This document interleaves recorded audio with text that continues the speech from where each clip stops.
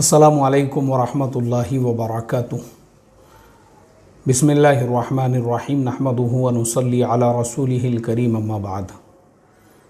मोहतरम भाइयों, बुज़ुर्गों, दोस्तों, आप तमाम को आपके अहलो अयाल के साथ में ईदुल फ़ित्र 1443 की बहुत बहुत मुबारकबाद। तक़ब्बल अल्लाहु मिन्ना व मिनकुम।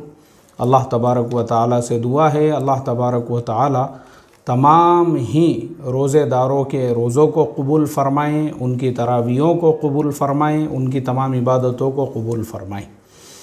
अल्हम्दुलिल्लाह ईद की नमाज़ से मैं फ़ारिग़ हो चुका हूँ। ये गुलाब का फूल जो है, हमारे हिंदू भाई, हमारे मराठा समाज के भाई, हमारे जो शिव सैनिक भाई है, हमारे एरिया के जो माजी आमदार है, एक्स एमएलए साहब है महादेव बाबर साहब, वो हर साल पूरी पाबंदी से ईद की नमाज़ के बाद जो है नमाज़ पढ़ने वालों को अपनी तरफ से उनको मुबारकबाद देते हैं एक एक गुलाब के साथ में। ये उनके अखलाक है, बहुत ही मिलनसार इंसान हैं।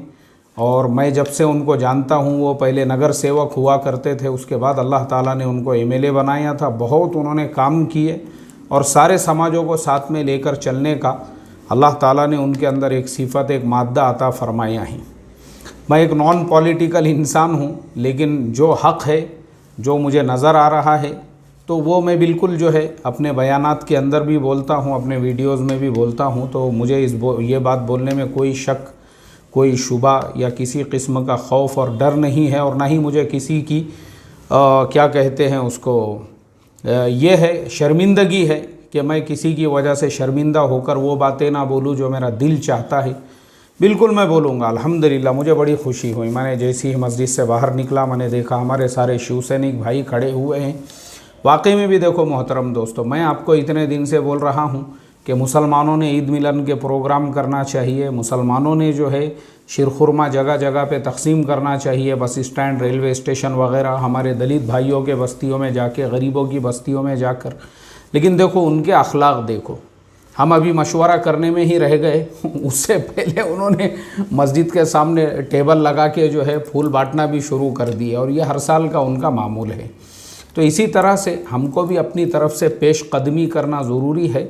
जैसे मैं हमेशा बोलता हूँ, शिव जयंती के मौके पे भी मैं हमेशा यही बोलता हूँ, जैसे वो हमारा इस्तकबाल कर रहे हैं, मुझे बताओ इससे कुछ फ़र्क पड़ा?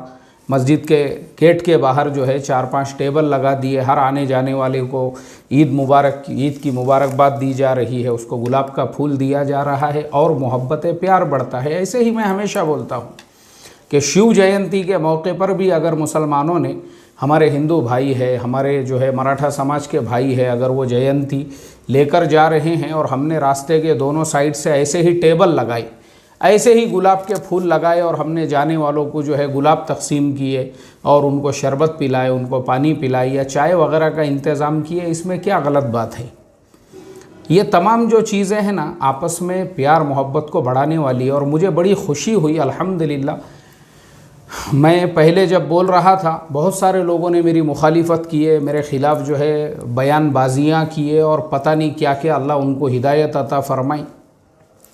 आज मैं देख रहा हूँ कि जो हालात मुल्क के अंदर, रामनवमी के जुलूस है, हनुमान जयंती का जुलूस, जो हालात ख़राब हुए, उसके बाद लोगों को अक्ल आई और उसके बाद समझ में आया कि नहीं भाई, हमने बिल्कुल ऐसा करना चाहिए, और जगह जगह पे लोग कर रहे हैं। मुझे बड़ी खुशी है इसकी। अब सबको समझ में आया। भोपाल में माशाअल्लाह लोगों ने जो है इसी तरह से हनुमान जयंती से गुज़रने वाले लोगों को पानी पिलाए, शरबत पिलाए, और उस जुलूस के जो लीडर थे उनको फूलों का हार पहनाए। आराम से, सुकून से वो जुलूस निकल गया। जोगेश्वरी के अंदर मैंने देखा, जोगेश्वरी में माशाअल्लाह सारे हमारे तबलीग का काम करने वाले साथी हैं, उनके अलावा भी और भी जमातों के हमारे ईमान वाले भाई होंगे, लेकिन मैंने जो देखा मुझे बड़ा अच्छा लगा। माशाअल्लाह हमारे जुब्बे पैजामे वाले साथी है, वो आने जाने वालों को जो है पानी की बोतलें तकसीम कर रहे।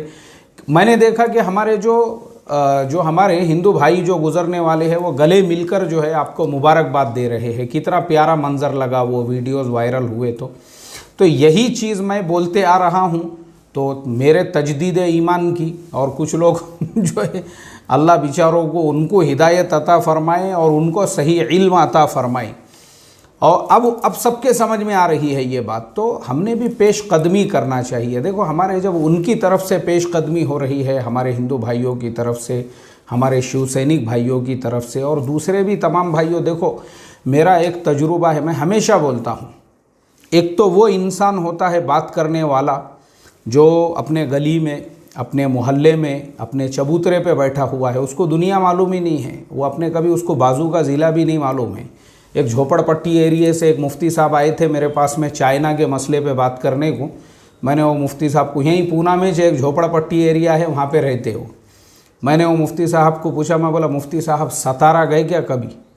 नहीं बोले यार मैं कभी सातारा के रोड पे गया ही नहीं, उधर अपना जाना ही नहीं होता। मैं बोला अच्छा, तो तुम पूना ज़िले में रहते हो, पुणे ज़िले के बाजू में सातारा एक ज़िला है, तुम ज़िंदगी में कभी वहाँ नहीं गए और यहाँ बैठे बैठे चाइना की बातें कर रहे, वहाँ ऐसा हो रहा वैसा हो रहा। फिर मैंने उनको बताया मैं 2 बार चाइना जाके आया हूँ। मैं जो ये सारी बातें आपको बोलता हूँ ना, देखो एक इंसान वो होता है जिसको कुछ ही नहीं, बाजू का ज़िला नहीं मालूम है उसको। मैं तो ये समझता हूँ कि उसको अपने झोपड़पट्टी एरिया के बाजू में जो नदी है और नदी के बाजू जो दूसरे झोपड़पट्टियाँ है वो भी पता है कि नहीं क्या मालूम उसको, उसकी भी हवा लगी क्या नहीं क्या मालूम है, मगर यहाँ बैठे बैठे बड़ी बड़ी बातें। लेकिन हम जो बात कर रहे हैं, हम जो आप लोगों को ये बातें बताते हैं, भाई दुनिया भर के अंदर जो हालात है, हमने अपनी नज़रों से दुनिया देखी हुई है। हमने यूएई देखे, हमने 2 मरतबा कई मुल्कों का, कोरिया का 2 मरतबा, चाइना का 2 मरतबा, मलेशिया का 2 मरतबा, इस तरह से और बहुत सारे मुल्क हैं वहाँ के हमारे अल्लाह के फजलो करम से सफ़र हुए। अब रमज़ान के बाद में भी मेरा जो है और कई मुल्कों का सफ़र है, हमने देखे अपनी आँखों से वहाँ जाके। वो सारे तजुर्बों की बुनियाद पे हम ये कह सकते हैं कि अगर हम मुसलमान हमारे हिंदू भाइयों के साथ, दलित भाइयों के साथ और हमारे मराठा समाज के भाइयों के साथ और जिस स्टेट में भी आप रहते हो, अगर हम इन्हीं लोगों के साथ में प्यार, मोहब्बत, अखलाक जो अल्लाह के नबी ने हमको सिखाए हैं, अगर उसके साथ में हम रहेंगे ना, तो मैं बोलता हूँ ना आपको कि जो बाला साहेब ठाकरे साहब जो थे वो ख़ुद ये बात बोला करते थे, बोले मुसलमान जैसे रमज़ान के 1 महीने में रहते हैं, अगर वो पूरा साल वैसे रहने वाले बन जाए ना, तो हम क्यों उनका विरोध करेंगे। अब बहुत सारे मुसलमानों का नाम लेकर वो बोलते थे। उस ज़माने में भारतीय क्रिकेट टीम के कैप्टन थे अजहरुद्दीन, वो बोलते थे कि अजहरुद्दीन के जैसा वफ़ादार अगर भारत का हर मुसलमान हो जाए, देश के लिए इस तरह से जो है आगे बढ़ने वाला और लड़ने वाला और देश को के लिए, देश के सम्मान के लिए खेलने वाला, तो हम क्यों किसी का विरोध करेंगे। तो हमारे देश के अंदर जो है ना, ये जो हमारे हिंदू भाई है, वो अल्लामा इकबाल रहमतुल्लाह अलैह का शेर है, न हो इकबाल ना उम्मीद अपनी किश्ते वीरां से, ज़रा नम हो तो ये मिट्टी बड़ी ज़रखेज़ है साकी, थोड़ा नरम होकर तो देखें हम।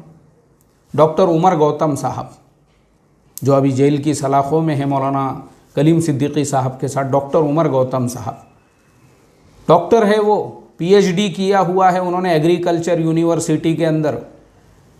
और ख़ानदानी कौन है, जो वीपी सिंह, विश्वनाथ प्रताप सिंह जो हमारे भारत के प्रधानमंत्री थे, उनके भतीजे हैं वो रिश्ते में। क्यों ईमान में दाखिल हुए, एक्सीडेंट हो गया, पैर से माजूर हो गए, तो उनके पड़ोस में जो है, जो ईमान वाले साहब रहते थे, उन्होंने सिर्फ 3 महीने उनकी खिदमत की है, उनको खाना खिलाते रहे, उनको दवा गोली लेकर लाकर देते रहे कि भाई एक तालिब इल्म है, एक स्टूडेंट है, यूनिवर्सिटी का अपने बाजू में रहता है, चलो अपन उसकी ज़रा थोड़ा सेवा कर लो। सिर्फ उनकी सेवा की है, उनको उनको कुरान नहीं दिए तर्जुमे का पढ़ने के लिए, उनके सामने हदीस की कोई बात नहीं की है, उनको इस्लाम की कुछ ही नहीं बोले उनको, लेकिन अल्लाह ने उनके दिल के अंदर हिदायत का चराग रोशन किया कि यार इन्होंने इतनी खिदमत मेरी की है। अब देखो इसी तरह से जो है वो सबरी माला, जिन्होंने जो है अभी उन्होंने तमिलनाडु की जो सबरी माला है, जिन्होंने अपना नाम फ़ातिमा रखा, क्यों रखा उन्होंने, तो ये जो अखलाक है, ये जो किरदार है, जितना हम अखलाक, हमारे नबी की सीरत हमारे सामने है सल्लल्लाहु अलैहि वसल्लम, इन्नका लअला खुलुक़िन अज़ीम कुरान में कहा, ये बहुत बड़ी नेमत है। देखो बहुत बड़ी नेमत है। मैं इसीलिए कहता हूँ जोश जज्बात नहीं है। हम ये जो दूसरे समाज हमारे साथ में हमारे देश में रहते हैं, वो हमारे कॉम्पिटिटर नहीं है, वो हमारे मद्दे मुकाबिल नहीं है, वो हमारे दुश्मन नहीं है। उनको समझ के तो देखो ना, उनको अपना समझ कर देखो। किसी ने गाना बजाया तो उस पर हम भड़क जा रहे, बताओ मुझे गाना सुनने से जो है क्या भड़कने की क्या ज़रूरत है। अभी मैं आपको मेरा वाक़या सुनाता हूँ।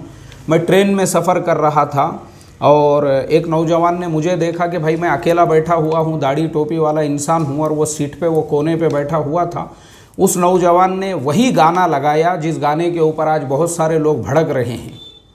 सेम गाना वो नौजवान बजाने लगा।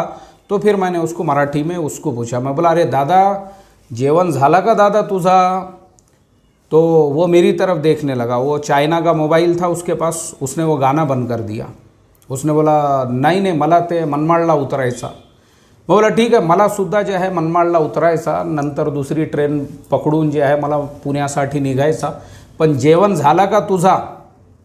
बोले नहीं मी मनमाडला करेल। अरे नहीं मैं बोला मनमाड़ में करने की ज़रूरत नहीं है। फिर मैंने क्या किया, मैं उठा और जो ट्रेन के अंदर जो है भेल वगैरह ये सब बेचने वाले रहते, वड़ा पाव वगैरह, एक दो को जो है एक जा रहा था उसको बुलाया मैंने, हम दोनों ने भेल लिए, भेल खाए, मैंने मेरी तरफ से उसको खिलाया। उसके बाद में कोल्ड ड्रिंक वाला आया, हम दोनों ने कोल्ड ड्रिंक पिए।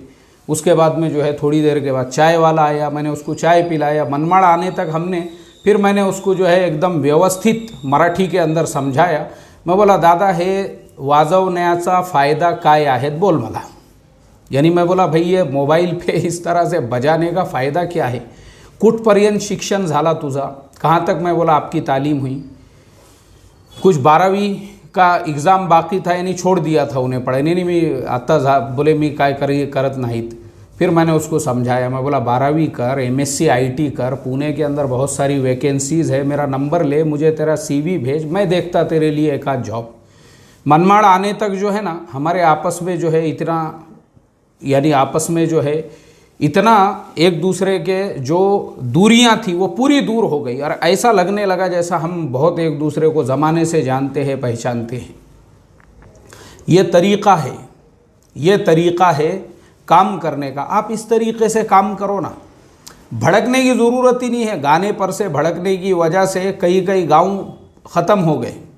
अल्लाह हिफाजत फरमाए। ज़्यादा मैं डिटेल में जाना नहीं चाहता, बल्कि मैं सिर्फ ये बोलना चाहूँगा आप नरम होकर देखो, आप प्यार का मुआमला करके देखो, आप अखलाक का मुआमला करके देखो, आप मोहब्बत का मुआमला करके देखो। ये जो कौम है ना, ये कौम इतनी अच्छी कौम है आप सोच भी नहीं सकते। मैं एक कंपनी में जॉब करता था, मेरे पास मोटरसाइकिल है और बारिश हो रही है जुम्मे की नमाज़ के लिए। मेरे मैनेजर ने बोला मुझे, अरे सैयद अब कैसा जाएंगे? बोले आप जुमा की नमाज़ के लिए। मैं बोला साहब मैं रिक्शे में चले जाता हूँ। बोले नहीं एक काम करो, ये मेरी उनके पास में कार थी, ये मेरी कार की चाबी है, बोले कार लेके चले जाओ मेरी। मैं बोला साहब मैं बोला मुझे ड्राइविंग नहीं आती है, मैं या तो मोटरसाइकिल चलाने वाला आदमी हो या रिक्शा, ड्राइविंग नहीं आती। मैं बोला आई कांट ड्राइव। तो ऐसे लोग हैं, आप ज़रा नरम होकर तो देखो, किसी के लिए यूज़फुल बनकर देखो। आप देखो फिर कौमें आपकी कैसी जो है खिदमत करती है, कैसे लोग आपको चाहते हैं, आपसे मोहब्बतें करते हैं।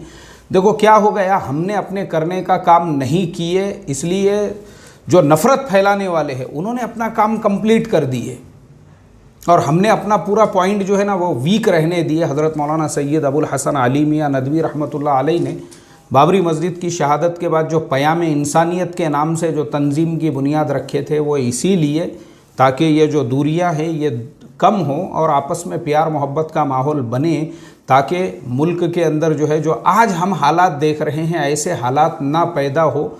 हमारे बड़ों ने आज से 30-40 साल पहले ही इसका अंदाज़ा लगाया था, लेकिन मैं ये कहता हूँ अभी भी मौका है, अभी भी हम अपने आप को जो है ना अखलाक वाले रास्ते से, प्यार वाले रास्ते से, मोहब्बत वाले रास्ते से, ये कौम जो है ना ये बेचारे जो है कुरान, वो सबरीमाला ने अपने इंटरव्यू में बोली कि मुसलमान जालिम हैं जिन्होंने हमारे तक कुरान को, इतने दिनों तक हमारे से कुरान को दूर रखा। इसलिए मोहतरम दोस्तों देखो, ये कौम जो है ना ये अपने मंदिरों के अंदर रोज़ा इफ्तार के प्रोग्राम करा रही है और गुरुद्वारों में रोज़ा इफ्तार हो रहा है और चर्चों में रोज़ा इफ्तार हो रहा है। इन कौमों ने अपने दरवाज़े खोल दिए हुए हैं। मुझे आप बताओ ना, क्या हम अपने दरवाज़े, अपने दिल नहीं खोल सकते हैं कि हम फूल देकर, चाय और पानी की बोतल्स पिलाकर हम शिव जयंती के जुलूस का इस्तेक़बाल करें और रामनवमी के जुलूस का और हनुमान जयंती के जुलूस का? इससे नुकसान क्या है? आप इससे मुशरिक नहीं बनोगे इंशाल्लाह, मैं आपको गारंटीड बोलता हूँ। आपके ईमान में रत्ती बराबर फ़र्क नहीं आएगा, बल्कि उल्टा आपको नहज नबवी सल्लल्लाहु अलैहि वसल्लम पे दावत का काम करने का सवाब मिलेगा आपको। तो इसके लिए भाई मुझे तो बड़ी खुशी हुई। हमारे महादेव बाबर साहब, उनके सारे शिव सैनिक जो कार्यकर्ताओं ने आज जो है फूल देकर सबका इस्तकबाल किए। अल्लाह ताला से बस मैं यही दुआ करता हूँ, अल्लाह ताला इसी तरह से प्यार मोहब्बत के साथ में, हम सैकड़ों सालों से इस मुल्क में रहते हैं, हमको आखिर तक रहने की तौफ़ीक़ अता फ़रमाए। और इसी तरह से जो अल्लाह ने हमको दावत के मौक़े इस मुल्क में अता फ़रमाए हैं, दावत का काम करने के लिए हमको उससे फ़ायदा उठाने वाला बनाए। अस्सलामु अलैकुम वरहमतुल्लाहि वबरकातुहू। और ईद का बाबरकत दिन है। मेरी अगर कोई बात आप लोगों को चुभी हो तो मैं नहीं चाहता कि ईद के दिन किसी का दिल दुखे, इसके लिए मैं आपसे माज़रत चाहता हूँ। अस्सलामु अलैकुम वरहमतुल्लाहि वबरकातुहू।